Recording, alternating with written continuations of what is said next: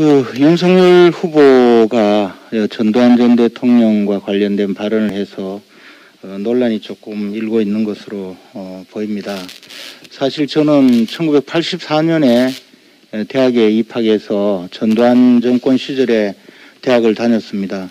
관악파출소 백골단들한테 곤봉에 맞아가면서 학교를 다녔기 때문에 저는 그 시절을 다시는 돌아가고 싶지 않습니다. 그리고 전두환 정권이 또다시 전두환 정권과 같은 정치 체제가 우리나라에 등장해서는 안 된다고 생각하고 있습니다. 그런데 그 시절에 우리 젊은이들은 사실 그 학교 졸업하면 취직 다 잘 됐습니다.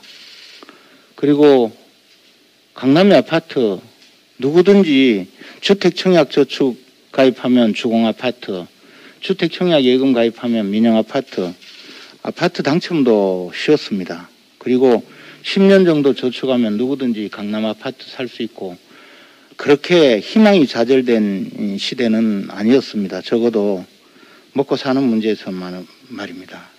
요즘 당군 일의 최고의 스펙을 가진 우리 젊은이들 취직 잘 안 되지 않습니까? 심지어는 문과대학 졸업하면 거의 취직 안 된다고 해서 뭉성합니다라는 이야기까지 하고요.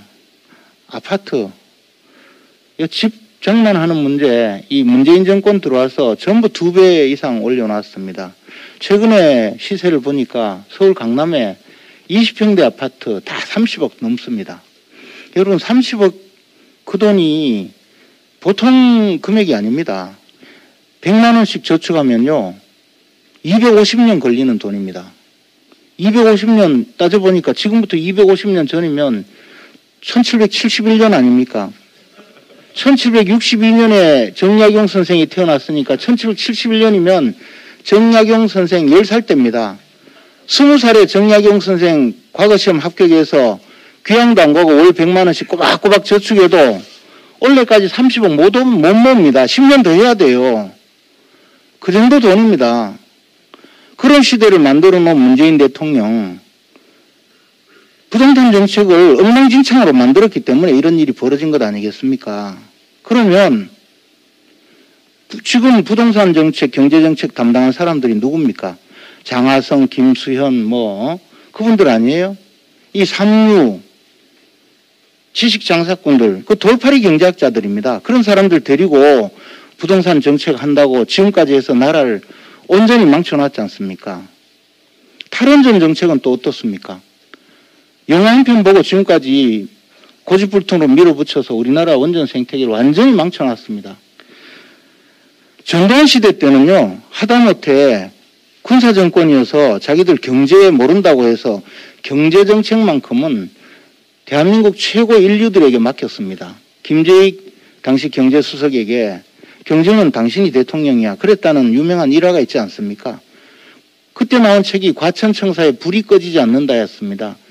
공무원들도 열심히 일했습니다. 우리나라 관료들도 소신을 가지고 열심히 일했습니다. 오늘날 이 나라 부동산, 원전 정책 그 2가지만은 문재인 대통령이 적어도 전두환 전 대통령한테 배웠으면 좋겠습니다. 전두환 전 대통령한테 가서 좀 물어봤으면 좋겠어요. 아직도 문재인 대통령 임기 6개월 남았습니다. 가서 전두환 대통령한테 물어보면 전두환 전 대통령이 분명히 국내 최고의 전문가들에게 좀 맡기고 고집 부리지 말라고 이야기하지 않겠습니까? 지금 상황이 이렇습니다. 저는 역사적으로 모든 것이 암울했던 507야 전두환 정권 시절이지만 적어도 부동산 정책과 탈원전 정책은 문재인 정권이 훨씬 더 암울하다고 생각합니다.